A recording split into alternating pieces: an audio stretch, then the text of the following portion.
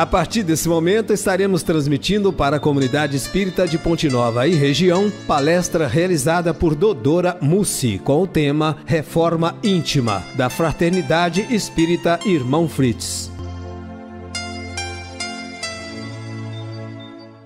Queridos ouvintes, agradeçamos ao nosso Mestre Jesus pela oportunidade deste encontro, pedindo seu amparo e a proteção dos benfeitores espirituais para este estudo, para que ele possa transcorrer num clima de harmonia e de entendimento.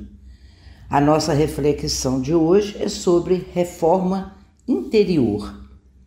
Muitos são os motivos que nos levam à casa espírita. Pelo amor, pela dor, a convite de alguém, hoje pela razão e assim por diante. E o que acontece? Assistimos palestras, recebemos o passe, tomamos água fluidificada e vamos embora. Somos espíritas apenas dentro da casa espírita. Essas atitudes irão se repetir por longo tempo.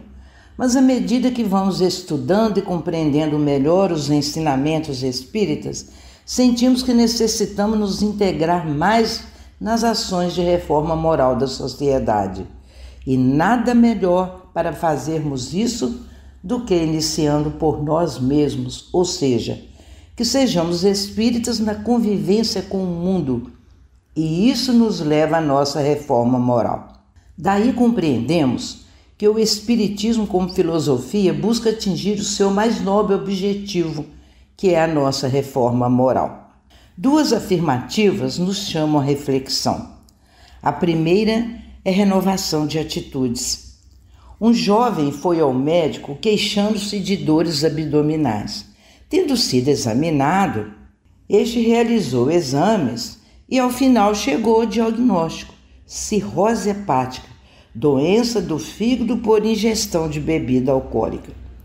Receitou um tratamento onde o paciente deveria tomar uma medicação, fazer caminhadas diárias, ao final da caminhada realizar algumas ginásticas.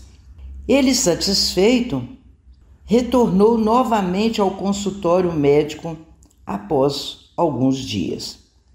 Ah, doutor, tratamento não deu resultado, pois continua a sentir dores. O médico perguntou-lhe: o senhor tomou o remédio que lhe receitei? Sim, senhor, doutor, certinho, 3 vezes ao dia. O senhor fez as caminhadas para melhorar a circulação? 5 quilômetros todos os dias, doutor. O senhor fez as ginásticas como recomendado? 1 hora diária após as caminhadas, doutor. O senhor parou de beber? Não, doutor. Ah, continua doendo. A medicina terrena trata das enfermidades do corpo físico. O espiritismo trata das enfermidades do espírito, estando ele encarnado ou não. O médico nos escuta, analisa, faz exames e nos recomenda um tratamento. A casa espírita nos escuta, analisa, consola e também nos recomenda mudança de atitudes. Mas esta vai mais além em nosso benefício, pois nos fornece o passe magnético, a água fluidificada, em alguns casos tratamentos de desobsessões. Mas assim como no caso do paciente enfermo, se quisermos melhorar, cumpre que façamos a nossa parte, mudando as nossas tendências negativas, ou ficaremos indefinidamente tomando remédios, realizando caminhadas, fazendo ginásticas, recebendo passes, tomando água fluidificada. Emmanuel, em uma de suas mensagens, nos diz: o pastor conduz o seu rebanho, mas são as ovelhas que andam com as próprias pernas. A outra afirmativa é a felicidade relativa, em virtude da afirmativa de Jesus: a felicidade não é deste mundo. Está no Evangelho segundo o Espiritismo, capítulo 5, item 20. Analisando esta afirmativa do Cristo apenas pela letra que mata e não pelo espírito que vivifica, muitos apressados inimigos do estudo e cultores do negativismo atribuem que estamos na Terra para sofrer, que este é um vale de lágrimas. Aqui só há dores e aflições. Semelhantes afirmativas são, no mínimo, equivocadas e inconsequentes, pois espalham o desânimo, o pessimismo, a descrença, a resignação incondicional. A nossa razão nos mostra que podemos e temos momentos felizes mesmo no estágio evolutivo em que nos encontramos, pois quem não fica feliz com o casamento? O nascimento do primeiro filho, uma formatura, o primeiro emprego, no aniversário receber aquele presente tão esperado. Jesus, profundo conhecedor, não iria contrariar as leis naturais negando estes fatos. Ele se referia tão somente à felicidade plena, que é atributo apenas dos mundos felizes e angélicos. Sabemos então que para evoluirmos espiritualmente temos que realizar a nossa reforma íntima. E o que é reforma íntima? Ela deve ser compreendida como a chave mestra para o sucesso de nossa melhora interior e, consequentemente, da nossa felicidade exterior. Reforma significa mudança para melhor, modificação, reorganização, substituição de objetos fora de uso. Vemos a reforma íntima como quem vê a reforma de uma casa. Ao desejar uma casa melhor, por vezes mudamos uma parede ou outra de lugar. Outras vezes mudamos os móveis, pintamos de outra cor, mudamos o telhado, trocamos uma porta ou janela de lugar. Mas quase sempre ela nos lembra como foi. Quando a casa está em péssimo estado, não raro derrubamos todas as suas paredes e começamos do zero. Porém, frequentemente, aproveitamos boa parte das estruturas da fundação que possuía. Assim é nossa reforma íntima. Temos uma história milenar que nos construiu como somos hoje, instintos que se transformaram em defeitos, defeitos que se fizeram virtudes. Há em nós paredes boas que podemos manter e outras nem tanto que devemos derrubar e reconstruir da forma correta. Não podemos ignorar e simplesmente apagar quem fomos, nossa história, o que sentimos, pensamos, aprendemos, vivenciamos, conquistamos em milênios de reencarnações. Por que é tão difícil fazer reforma íntima? Não é porque não lembramos do passado, mas porque não queremos conhecê-lo, não queremos usar de coragem, vontade, usar precioso tempo fazendo uma nova planta para seguir. Precisamos, como arquitetos e engenheiros da própria alma, analisar o que nos faz mal, nos estagna, nos atrasa, faz sofrer, o que pode ser melhorado. É preciso, para tanto, termos coragem para quebrarmos paradigmas, ousadia para fazermos diferente. Em O Livro dos Espíritos, no capítulo Conhecimento de Si Mesmo, a pergunta 919, Allan Kardec questiona aos espíritos: qual o meio prático mais eficaz que tem um homem de se melhorar nesta vida e de resistir à atração do mal? Quem responde é Santo Agostinho. Um sábio da antiguidade o disse: conhece-te a ti mesmo. Allan Kardec, profundo conhecedor das deficiências humanas, investiga mais a fundo no desdobramento da questão acima. Conhecemos todas a sabedoria dessa máxima, porém a dificuldade está precisamente em cada um conhecer-se a si mesmo. Qual o meio de consegui-lo? Pergunta novamente Allan Kardec aos espíritos superiores. Fazei o que eu fazia quando vivi na Terra. Ao fim do dia, interrogava a minha consciência, passava revista ao que fizera e perguntava a mim mesmo se não faltara algum dever, se ninguém tivera motivo para de mim se queixar. O caminho, portanto, para a nossa harmonização é conhecermos-nos. A verdade é que somos desconhecidos de nós mesmos, não fazemos ideia de quem somos e qual será nosso comportamento diante de determinada situação. E por desconhecer nossos sentimentos, tomamos algumas vezes atitudes equivocadas que nos fazem sofrer muito. Não temos o costume de nos avaliar, de analisarmos profundamente nossa intimidade e nossos atos. Precisamos constantemente nos analisar melhor, procurando saber quais são nossas virtudes e quais são nossos defeitos.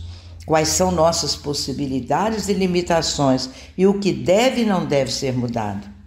A maior dificuldade que temos em nos conhecer advém do nosso egoísmo, pois preferimos um elogio falso a uma crítica construtiva. Nossa tendência é de assumirmos o que é bom e atribuirmos aos outros o que é ruim.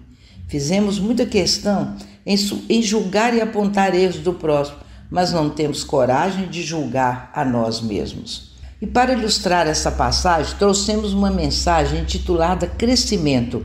Certa manhã, os funcionários chegaram à empresa do mesmo jeito que chegavam todos os dias, mas já na entrada algo surpreendeu. Encontraram um cartaz na portaria dizendo: faleceu ontem a pessoa que impediu o crescimento da empresa. Você está convidado para o velório na quadra de esportes. Conforme as pessoas iam se aproximando do caixão, a excitação aumentava. Quem será que está atrapalhando o meu progresso? Diziam uns. Com certeza alguém envolvido em algum desvio de dinheiro, diziam outros. Assim, um a um, os funcionários agitados aproximavam-se do caixão. Ficaram em silêncio como se tivessem sido atingidos no fundo da alma. Mas no visor do caixão havia um espelho e cada um via a si mesmo. A lição da diretoria da empresa foi clara. Só existe uma pessoa capaz de limitar seu crescimento: você mesmo. Você é a única pessoa que pode fazer a revolução de sua vida. Você é a única pessoa que pode prejudicar a sua vida. E você é a única pessoa que pode ajudar a si mesmo. Sua vida não muda quando seu chefe muda, quando sua empresa muda, quando seus pais, filhos mudam. Ela se modifica quando você mesmo muda. Você é o único responsável por ela e o único que prestará contas dela. Somos nós que decidimos o momento de perdoar. Somos nós que decidimos o momento de começar a amar. O amor não nos escolhe. Nós escolhemos um amor. Um dos grandes males que nos afligem é a sensação de incapacidade e inferioridade que sentimos perante nós mesmos, diante de uma dificuldade a ser superada. É o famoso complexo de inferioridade. Não vou ser capaz. Será que vai dar certo? Será que vou dar conta? Será que conseguirei? São expressões que desfilam em nossos pensamentos e nos atrapalham muito. Temos que acreditar em nossas potencialidades, nos autoaceitarmos e nos estimarmos mais. Jesus recomenda-nos que o mesmo amor que temos por nós, devemos também ter por nossos semelhantes. Amar a nós mesmos não é egoísmo. O perigo está em não expandirmos esse amor aos nossos semelhantes. Nada de mal nos acontecerá se formos perseverantes, se tivermos fé inabalável, tudo dará certo. Qualquer que seja o desafio que estivermos passando, não poderemos desanimar. Não há dificuldade ou problema algum que não tenha solução. Há dias em que temos a sensação de que chegamos ao final da linha. Não conseguimos encontrar uma saída para os problemas que surgem em grande quantidade. No entanto, vale a pena resistirmos. A dor aflige, mas passa. Certa vez um homem plantou uma roseira e passou a regá-la constantemente. Assim que ela soltou seu primeiro botão, que em breve desabrocharia, ele notou espinhos sobre o talo e pensou consigo mesmo: como pode uma flor tão bela vir de uma planta rodeada de espinhos? Entristecido com o fato, ele se recusou a continuar regando a roseira e antes mesmo de estar pronta para desabrochar, a rosa morreu. Isso acontece com muitos de nós com relação à nossa semeadura. Plantamos um sonho e quando surgem as primeiras dificuldades, abandonamos a lavoura, ou seja, desistimos deste sonho. Os espinhos são exatamente os desafios que surgem para que possamos superá-los. Se encontramos pedras no caminho, é para que aprendamos a retirá-las. Se, por exemplo, desejamos um emprego estável, duradouro e não estamos conseguindo, talvez tenhamos que rever a nossa competência e nossa disposição de aprender. Não adianta jogar a culpa nos governantes nem na sociedade.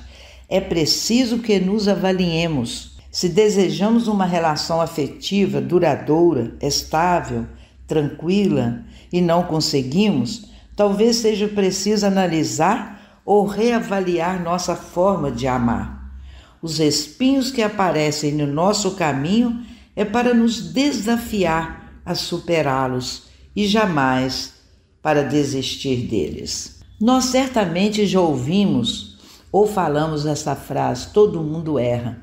Essa afirmativa está correta, porque a Terra é um planeta de provas e expiações, o que quer dizer que neste mundo não há ninguém perfeito. A perfeição é uma meta que todos nós alcançaremos um dia, mas não pode ser encontrada no atual estágio evolutivo da humanidade terrestre. Todos ainda cometemos erros, embora muitas vezes tentando acertar. Tudo isso é fácil de entender, dirão alguns.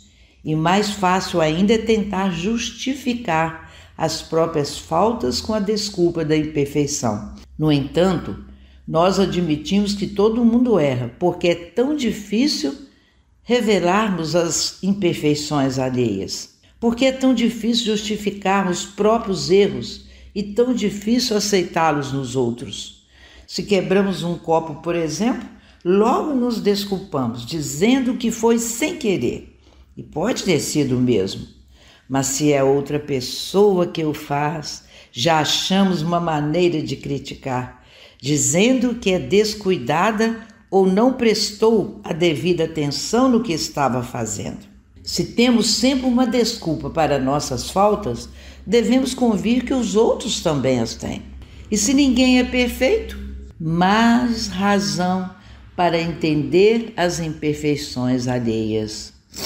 Se todo mundo erra, temos mais motivos para a tolerância e o perdão. Ou será que só nós temos o direito de tropeçar? A Terra, meus irmãos, é uma escola de aperfeiçoamento da humanidade. Estamos preparando para conquistarmos mundos mais adiantados, universidades mais avançadas. Por essa razão, vale a pena prestarmos atenção no nosso aproveitamento pessoal e deixarmos aos outros o dever de cuidar dos próprios atos. Vivemos reclamando das dores que nos chegam. Vida dura, cruz pesada. Achamos que as outras pessoas não sofrem tanto quanto nós. Dia desses, ao comentarmos acerca do acidente que sofreu uma pessoa famosa, resultando em sérios danos físicos, ouvimos da boca de quem nos escutava: "Ah, mas essa pessoa tem muito dinheiro, é rica, não tem com que se preocupar. Tem quem lhe atenda, médicos, enfermeiros, terapeutas."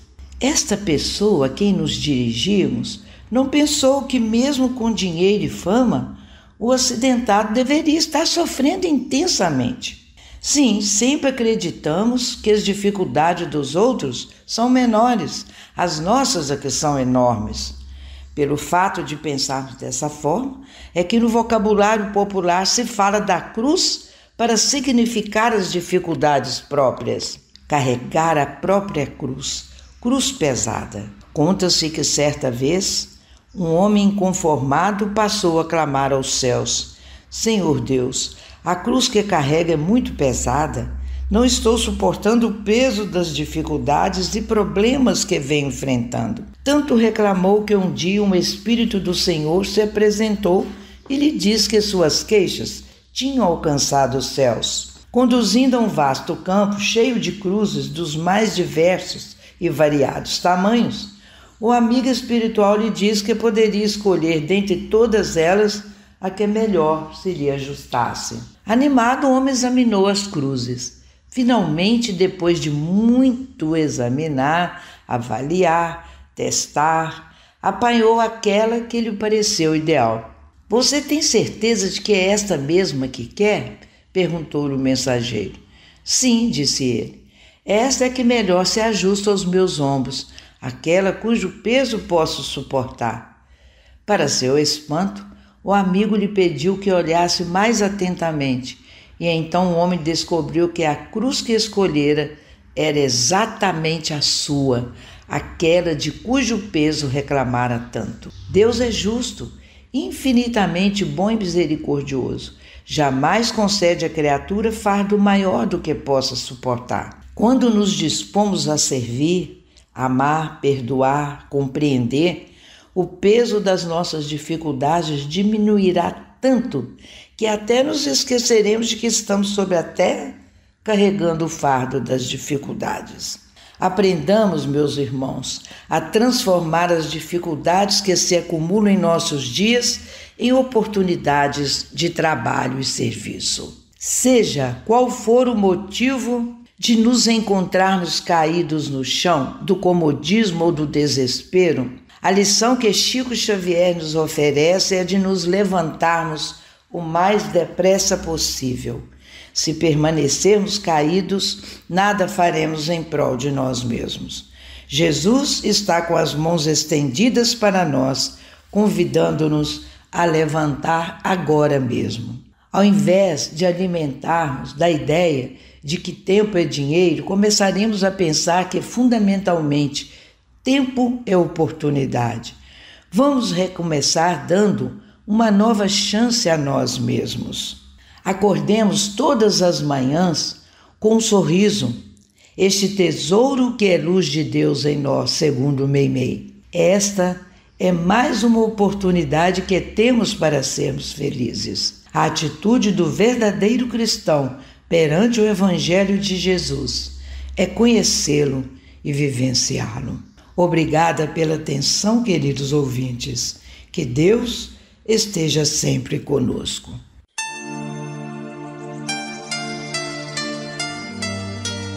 Termina aqui a palestra da Fraternidade Espírita Irmão Fritz. Boa noite.